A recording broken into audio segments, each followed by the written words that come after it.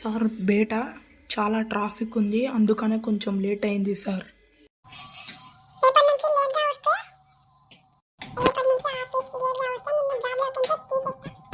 Sir వద్దు sir, ఈరోజు ఒక్కరోజే లేట్ అయింది, రేపటి నుంచి త్వరగానే వస్తా. ప్లీజ్ సార్, నన్ను జాబ్లోకించి తీసేయకండి. సార్ కొత్త ప్రాజెక్ట్ వచ్చింది కదా, దాని డీటెయిల్స్ చెప్పండి. సరే సార్. అంకుల్ మిమ్మల్ని డాడ్ క్యాబిన్ లోకి పిలుస్తున్నాడు. ఎందుకు?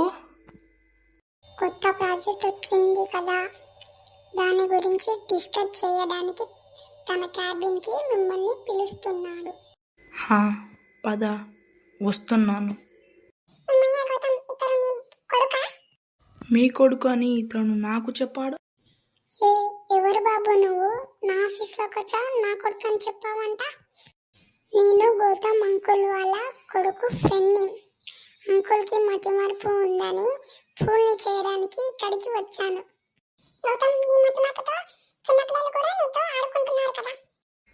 సార్ మర్చిపోయాను సార్, ఇతను మీ కొడుకని అనుకున్నాను.